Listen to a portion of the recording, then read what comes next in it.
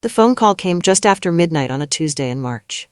I was already awake, staring at the ceiling, unable to shake the feeling that something was wrong. When my phone buzzed on the nightstand, I knew before answering that this was the call I'd been dreading. Maya. My mother's voice was calm, too calm. The kind of calm that comes when someone has rehearsed what they're going to say, because the truth is too terrible to speak naturally. What happened? It's your brother. He's gone. The word hung in the air like smoke. Gone. Not missing. Not hurt. Gone. I sat up in bed, my hand gripping the phone so hard it hurt. What do you mean, gone? The police found him an hour ago. They said it looked like he fell from his apartment window. Fell. As if it were an accident. As if my brother hadn't been slowly dying for months while everyone around him chose to look away. I'm coming over, I said. Maya, wait. I hung up. Because in that moment I knew with absolute certainty, this wasn't an accident. This was the final chapter of something that had started long before tonight. Something that could have been stopped if anyone had listened. If she had listened. The last time I'd seen my brother was 3 days earlier. He'd shown up at my apartment without warning, standing in my doorway looking hollow. His clothes hung loose on his frame, dark circles shadowed his eyes. Can I come in? He asked quietly. I stepped aside and watched him collapse onto my couch. He sat there for a long time, head in his hands, shoulders shaking with silent sobs. She drained everything, he finally whispered. The accounts, the savings, all of it. I trusted her with everything, and she just took it. Elise, his partner of 4 years, the woman he'd planned to marry, the woman who'd promised to build a life with him. When did you find out? Last week, I went to pay rent and the account was empty. $30,000. Just gone. My stomach twisted. Did you call the police? He shook his head. What's the point? We had joint accounts. Technically she didn't steal anything. She just took what was legally hers to take. But it was your money too. She'll say I gave it to her, that I was controlling, that she needed to escape. He looked up at me, his eyes red and empty. And people will believe her. They always do. I wanted to argue, but I couldn't. Because I knew he was right. 2 days before that visit, I'd warned our mother not to get involved. Elise had left suddenly, moving out while my brother was at work. She'd taken furniture, appliances, anything of value, left him with an empty apartment and emptier bank accounts. Mom had heard through family friends. She'd immediately wanted to mediate. This is between them, I told her firmly. Stay out of it. But maybe I can help them work it out. Maybe it's just a misunderstanding. It's not a misunderstanding. She planned this. She drained his accounts and disappeared. Elise wouldn't do that. She's always been so sweet. That word, sweet, made my jaw clench. You barely know her. I know enough, and I know your brother. He can be difficult. Maybe she had reasons. Don't, I said. Don't call her. Don't get involved. This will only make things worse. She promised she wouldn't. But I should have known better. My mother had always believed she could fix things, smooth things over, make everyone happy if she just found the right words. She believed she was a peacemaker. She didn't realize she was about to become an accomplice. She called Elise anyway. I found out 3 days later when my brother told me. He'd gotten a strange text from Mom asking if they could talk things through like adults. I told her not to contact Elise, I said, anger rising in my chest. It's too late, they already talked, for over an hour. What did Elise say? He stared at his hands. I don't know exactly, but afterward Mom called me. She sounded different, scared. She kept asking if I'd ever hurt Elise, if I'd ever threatened her. My blood ran cold. What did you say? I told her no, of course not, but she didn't sound like she believed me. His voice cracked. Elise told her something bad enough that Mom thinks I'm dangerous now. I knew then what Elise had done. She'd gotten ahead of the story. Painted herself as the victim before my brother could tell anyone the truth.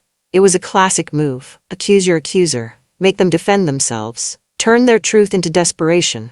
And it had worked. Because when my mother visited my brother the next day, she treated him like a stranger she was afraid of. I wasn't there for that visit, but my brother told me about it later, his voice hollow with hurt. Mom had come to his apartment unannounced. He'd been surprised, hopeful even, thinking maybe she wanted to help. Instead, she'd stood in his doorway, arms crossed, eyes cold. I heard what you did, she said quietly. What are you talking about? You know what I'm talking about. I spoke to Elise. Then you know she stole from me, that she left without any explanation. That's not what she told me. Then what did she tell you? But Mom wouldn't say. Wouldn't explain. Just kept looking at him like he was someone she didn't recognize. I think you need help, she finally said. I need you to believe me. I need to protect myself. And I need to think about what's true. She left after that. No hug. No comfort. Just that cold distance that felt worse than any accusation. Because silence, my brother would learn, hurt more than lies. Lies you could fight. Silence just swallowed you whole. Over the following weeks, I watched my brother disappear. Not physically. Not yet. But the person he'd been slowly eroded, like sand beneath waves. He stopped answering calls. Stopped going to work. His boss reached out to me, worried, asking if he was okay. Family emergency, I told her. It wasn't a lie. I visited him every few days, bringing groceries he didn't eat and sitting with him in his dark apartment. The curtains stayed closed, the lights stayed off. He slept during the day and wandered at night. I know because neighbors mentioned seeing him walking the streets at 2-3 in the morning. Where do you go? I asked once. Nowhere, I just walk. You need to talk to someone. A therapist, someone who can help. Help with what? The fact that everyone thinks I'm a monster? That my own mother is afraid of me? She's confused. Elise manipulated her. He laughed, a bitter, broken sound. Doesn't matter. Mom chose to believe her. That's what matters. I wanted to argue, but I couldn't. Because he was right. Our mother had made a choice, and that choice was destroying him. One night, sitting in the dark of his apartment, he finally told me everything. The full story. Not just the theft. The entire manipulation. It started a year ago, he said. Elise wanted to start a business, photography, she said. She was passionate about it. Okay. She needed money for equipment, studio space, marketing. Asked if I could invest, said we'd be partners. How much? $15,000 initially, then another 10 over the next few months. He rubbed his eyes. I believed in her. I wanted to support her dreams. But the business never existed. No, there was no studio, no equipment, just excuses. When I started asking questions, she got defensive. Said I was controlling, that I didn't trust her. He showed me his phone. Text messages where he'd ask simple questions about the business. Where was the studio? When could he see it? Could they look at the books together? Her responses were accusations. Why don't you trust me? You're suffocating me. I can't do this anymore. Then came the photos. Pictures she'd taken of herself with carefully placed bruises. Makeup, I realized, but convincing. She sent these to friends, he said. Told them I was abusive, that she was scared, that she needed to escape. But you never touched her. I know that. You know that. But who's gonna believe me when she has photos? I tried to bring the family together. To clear the air before things got worse. I called Mom. We need to talk, all of us, hear both sides. I don't want drama, Maya. This isn't drama, this is the truth trying to survive. She reluctantly agreed to meet at my apartment. My brother showed up early, nervous, clutching a folder of bank statements and text messages. Mom arrived late, sat far from him, wouldn't meet his eyes. Then Elise showed up. I hadn't invited her. Mom had. She deserves to be heard too, Mom said when I objected. Elise walked in calm and composed. She'd dressed simply, jeans, a sweater, no makeup. She looked small, vulnerable. It was a performance, and it was perfect. She cried as she spoke, told stories about my brother's controlling behavior, how he monitored her phone, isolated her from friends, made her feel trapped. None of it was true, but she told it with such conviction that I saw doubt flicker in my mother's eyes. When my brother tried to defend himself, he sounded desperate. Angry. Exactly how an abuser would sound when caught. Elise left after an hour, thanking my mother for listening. For being brave enough to hear the truth. After she was gone, Mom turned to my brother. I think she's a very brave woman. That was the moment something inside him broke completely. That night, I received a text from my brother at 11:47 p.m. They think she's the victim. I have nothing left to fight with. No one believes me. I'm just the monster in everyone's story now. I called immediately. No answer. I drove to his apartment, but he wouldn't open the door. Through the window, I could see him sitting on the floor, back against the wall, staring at nothing. I knocked, called his name, Begged him to let me in, he never moved. I sat outside his door until 3 in the morning. Then I went home and didn't sleep. The next day I tried again. This time he answered. "I'm fine," he said. He wasn't. "Please talk to me." About what? About how my own mother thinks I'm dangerous? About how a woman I loved turned everyone against me and there's nothing I can do about it. "We'll figure this out." There's nothing to figure out, Maya. She won. The story's been written, I'm just waiting for it to end. Those words haunted me. But I didn't understand them yet. Not until it was too late. The next morning I went to my mother's house. She was in the kitchen, making tea like it was any other day. "You need to call him," I said without preamble. "Who?" "Your son, my brother, the one you've abandoned." Her face hardened. "I haven't abandoned anyone." "You believe a woman you barely know over your own child." "I believe what makes sense. Your brother has always been intense. Elise showed me evidence, fake evidence, makeup and manipulation."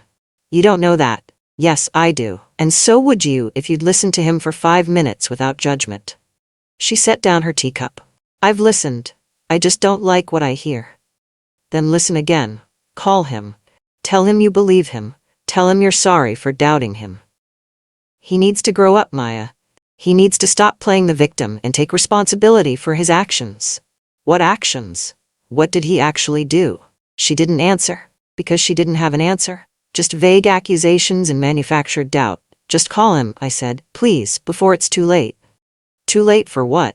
I didn't know how to answer that. I just knew, deep in my bones, that time was running out. She never made that call. The call I'd been dreading came 8 days later. 12:17 a.m. My phone buzzed, Mom's name on the screen. "He's gone." 2 words that changed everything. The police had found him at 11:30 p.m. A neighbor had heard something and looked out to see my brother lying on the pavement below his 4th-floor apartment window. The window had been open, no note, just a half-finished cup of tea on the kitchen counter and his phone on the couch, still unlocked. The police called it suspicious, but likely accidental. He might have been leaning out, lost his balance, but I knew I'd seen his eyes, heard his voice, felt his resignation. This wasn't an accident. This was surrender. My brother hadn't jumped. He'd just stopped fighting, stopped holding on, let go of the ledge he'd been clinging to while everyone around him told him he deserved to fall. I drove to the hospital even though there was nothing to see, nothing to do. He was already gone, and so was any chance of anyone believing him. My mother cried for weeks. I couldn't look at her. She kept saying the same things. If only he'd asked for help. If only he'd reached out. I didn't know it was this bad, but he had reached out. And she'd turned away. He'd asked for help, and she'd chosen Elise's lies over his truth. She'd known it was bad. She'd just decided it was his fault. At the hospital, she'd collapsed into my arms, sobbing. I should have known. I should have done something. I stood there, rigid, unable to comfort her, because her guilt wasn't grief, it was self-preservation. She was crying for herself, for the mother she'd failed to be, for the choice she couldn't take back. But she wasn't crying for him. Not really, because crying for him would mean admitting she'd been wrong, that she'd believed a manipulator over her own son, that her certainty had cost him everything. And my mother couldn't live with that truth, so she rewrote it, made herself the victim too. Someone who'd been deceived, who couldn't have known, who'd done her best. I stopped answering her calls after that, because I couldn't watch her rewrite history while my brother's real story disappeared. It rained the day of the funeral, the kind of cold March rain that feels personal, like the sky is grieving with you. 30 people came, family, old friends, his boss, neighbors who barely knew him but came anyway because it seemed like the right thing to do. Elise didn't come, but she sent flowers, white lilies in a crystal vase with a card that said, "Rest peacefully. You deserved better." My mother placed them by the coffin before the service started. I waited until she wasn't looking, then moved them to the back of the room. Later, I threw them away entirely. Because Elise didn't get to rewrite this story too, didn't get to play the grieving almost widow, didn't get to pretend she'd cared. During the service, people shared memories, funny stories, kind moments. The version of my brother they'd known before Elise destroyed him. My mother spoke last, talked about how much she loved him, how proud she was, how she wished she'd had more time. I sat in the front row, jaw clenched, hands balled into fists. Because she'd had time. She'd just spent it believing someone else. The house was quiet after the funeral. We didn't talk about him. Not really. Oh, people mentioned him in passing. Remember when, followed by some sanitized memory, some safe story that didn't touch the truth of how he died. My mother started going to grief support groups. Started seeing a therapist. Started saying things like, he wasn't well. Mental illness is so hard to see, you can't blame anyone. But I could blame someone. I blamed Elise for the lies, for the manipulation, for destroying a good person to cover her crimes, and I blamed my mother for choosing to believe those lies, for deciding that her son, her own child, was the villain in a story told by a stranger. One night, months after the funeral, Mom called me. I've been thinking, she said, about what happened, about Elise. And I think, maybe she wasn't lying. Maybe your brother really did have problems we didn't see. Something cold settled in my chest. You're rewriting history. I'm trying to make sense of it. No, you're trying to forgive yourself by blaming him, by deciding he was sick or dangerous or broken, because that's easier than admitting you chose wrong. She hung up. We didn't speak for 3 months after that. I found his journal in a box outside his apartment door. The landlord had cleared out his things. Most went to donation, but he'd saved a few personal items for family. Inside the box, photos, a watch our grandfather had given him, and a leather journal I'd never seen before. I sat on my couch and opened it carefully. The first entry was from 6 months before he died, before Elise left, before everything fell apart. The entries were scattered. Some days he wrote pages, other days just a few lines. But near the end, there were letters, addressed but never sent. One to me, one to Mom, one to Elise. The one to Mom said, I know you won't believe this. I know she'll tell you I was unstable, that I was controlling, that I was dangerous. That's easier for everyone than the truth. The truth is complicated. The truth requires you to admit you were wrong, and I know you can't do that. So I'll be the villain, I'll be the cautionary tale, the son who wasn't strong enough. Just know that I loved you, even when you stopped loving me.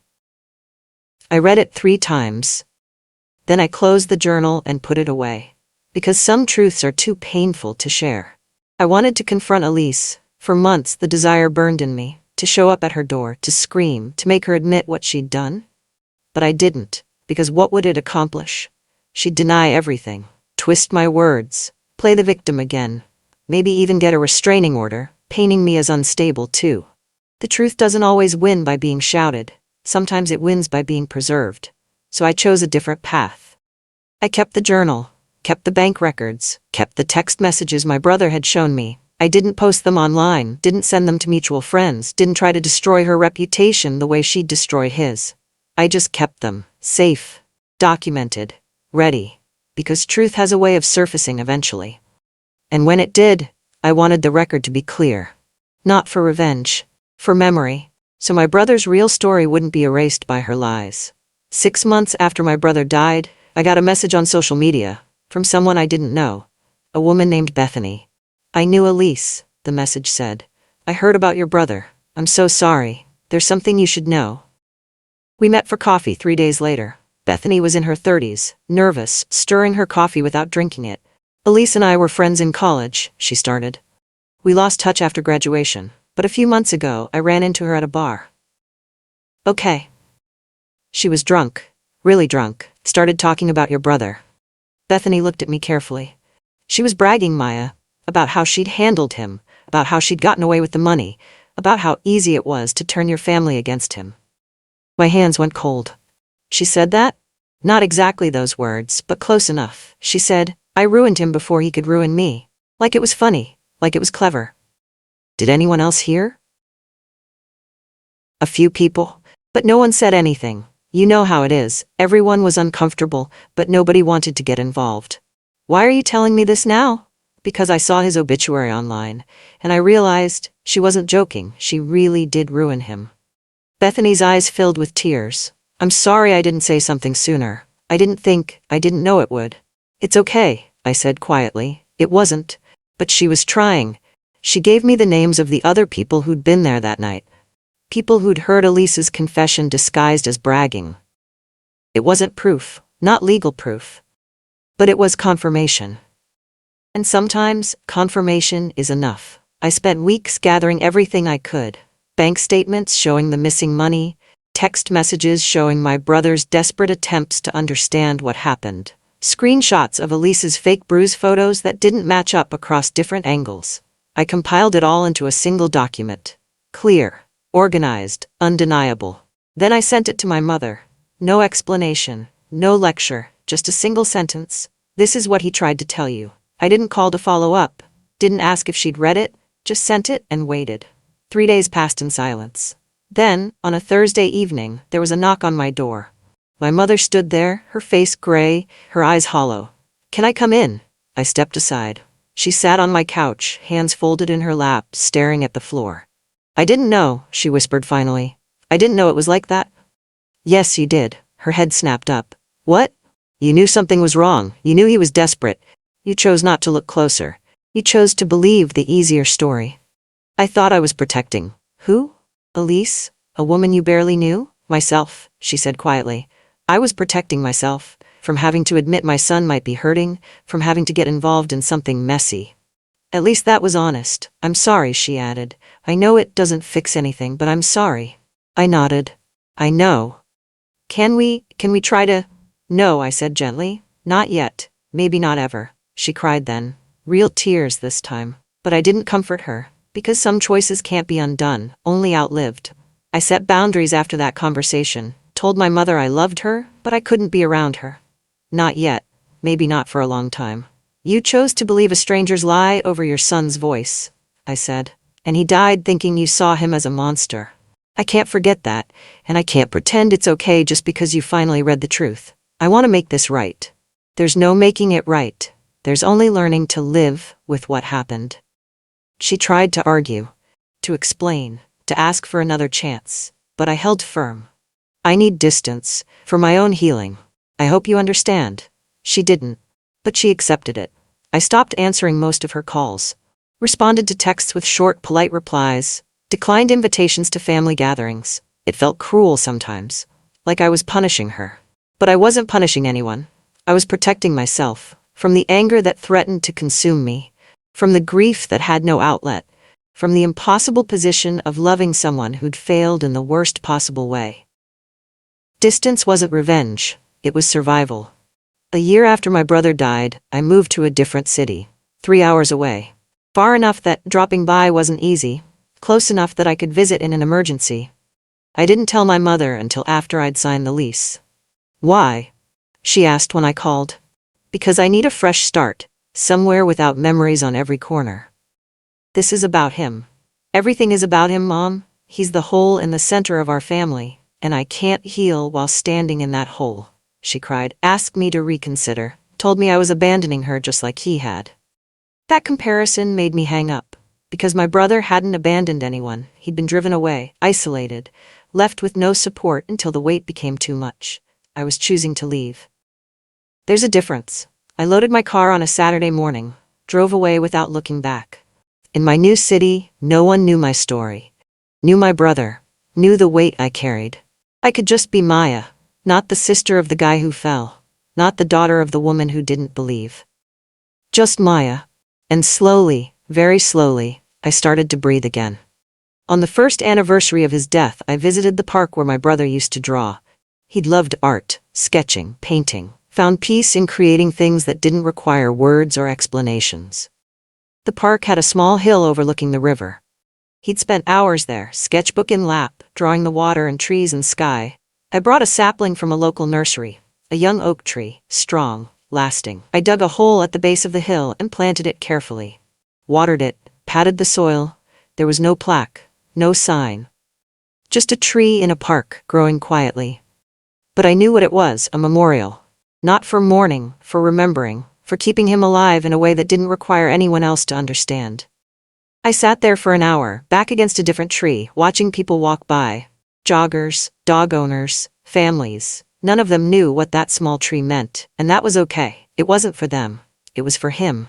And for me. A quiet promise that his story wouldn't disappear, wouldn't be rewritten, wouldn't be forgotten. The truth would grow, slowly, silently. But it would grow. Time passed, not healing exactly, just continuing. I built a new life in my new city. Found a job I liked, made friends who knew nothing about my past unless I chose to share it. I dated someone for a while. It didn't last, but it was good while it did. Proof that I could still connect, still trust, still open up. I got married eventually. To someone kind, patient. Someone who understood that some grief doesn't go away, it just becomes part of who you are.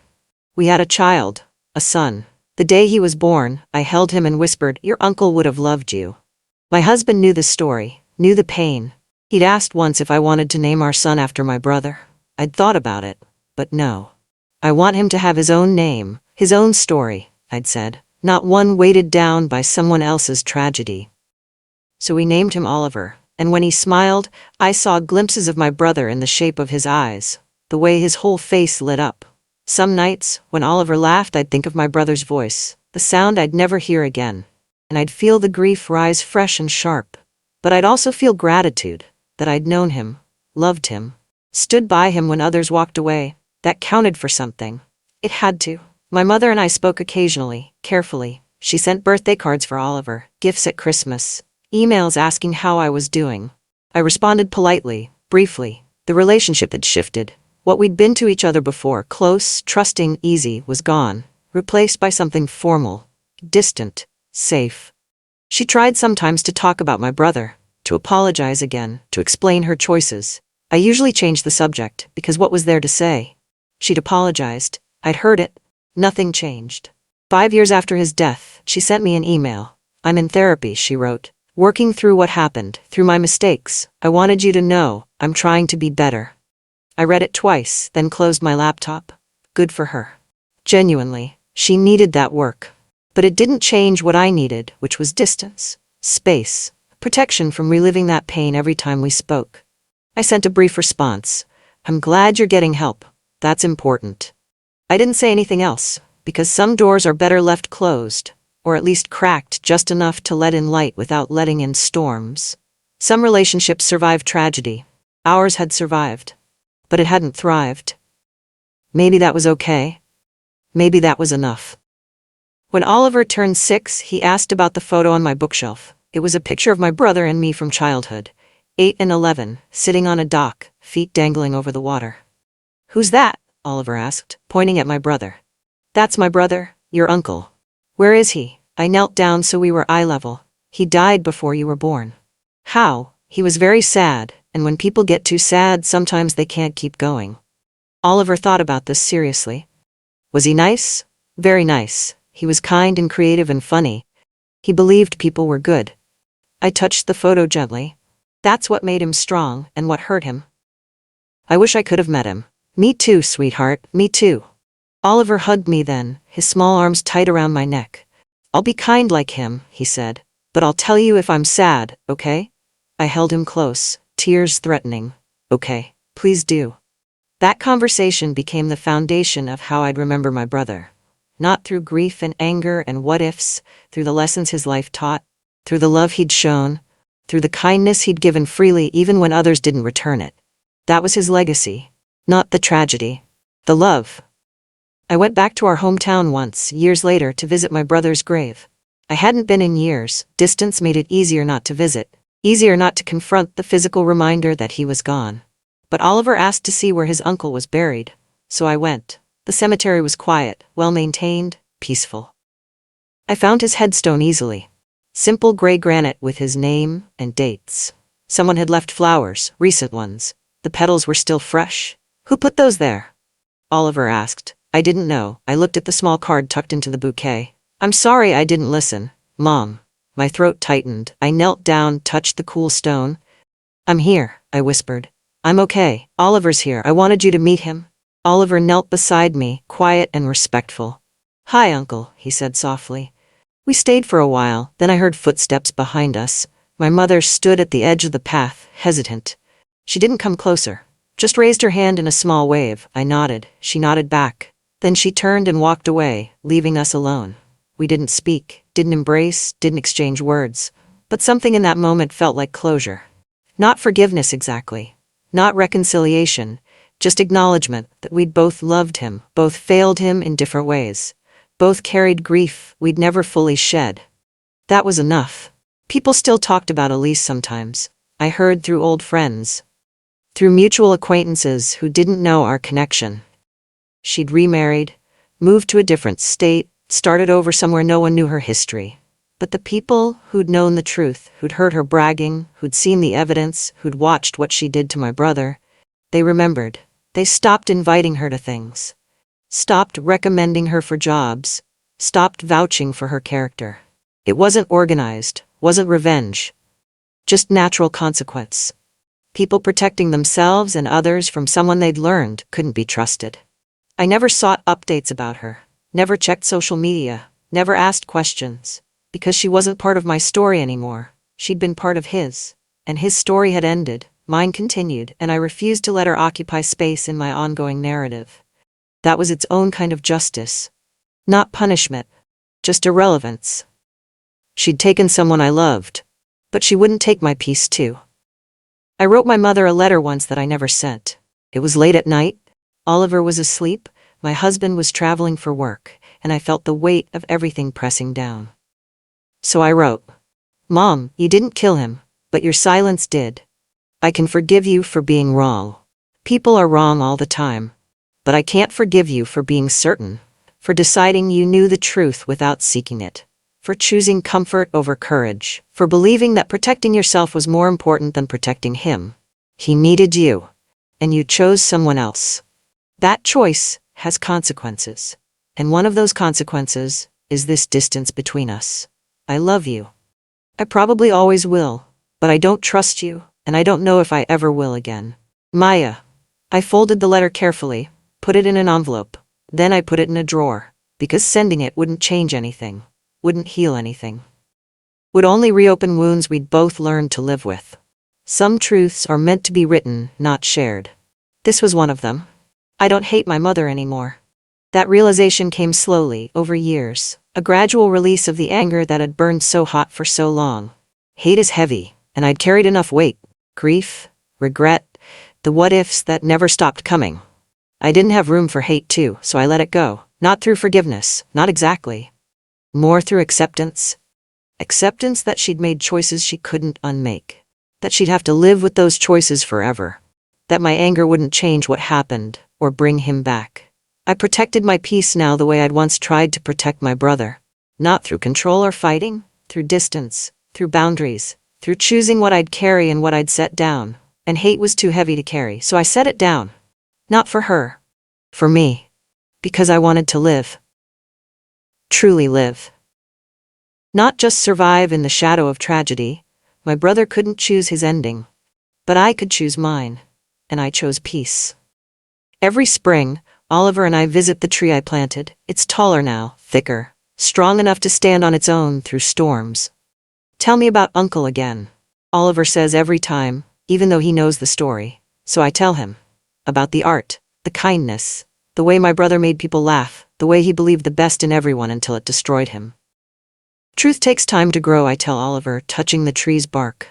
But when it does, it never bends to lies again. Like this tree, Oliver says, like this tree. We sit beneath its branches sometimes, just being quiet. I bring a sketchbook and draw the way my brother used to. I'm not good at it. But that's not the point. The point is remembering, honoring, keeping him alive in small ways that don't require anyone else to understand. As we walk back to the car, Oliver asks, "Will you tell me more stories about him?" "Always," I say. "I'll tell you every story I have. So you know who he was, what he meant, what we lost. And what we keep," Oliver adds. I squeeze his hand. "And what we keep." Years have passed now, enough that the sharp edges of grief have softened into something I can hold without cutting myself. My brother is gone. That fact hasn't changed, won't change. But how I carry his memory has evolved, not as a tragedy, not as a cautionary tale. Not as proof that the world is cruel. As a reminder that truth matters, that believing people matters, that listening matters, and that sometimes the quietest people carry the heaviest truths. I couldn't save my brother from Elise's lies. Couldn't make our mother believe him. Couldn't prevent the ending I saw coming, but couldn't stop. But I could save his story. By documenting the truth. By refusing to let it be rewritten.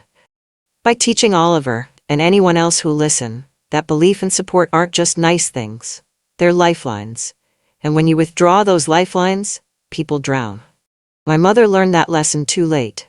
Elise never learned it at all. But I learned it, and I'll spend the rest of my life making sure others learn it too. Not through anger, not through revenge, through truth. Because truth takes time to grow. But when it does, it stands strong. Like a tree on a hill, rooted deep, reaching toward light. That's how I keep my brother alive. Not by fighting his battles, but by making sure they're never forgotten. By being the voice he lost. By believing him when no one else did. And by teaching the next generation that sometimes the bravest thing you can do is simply listen. I couldn't save my brother from their lies. But I could save his story by never letting it repeat.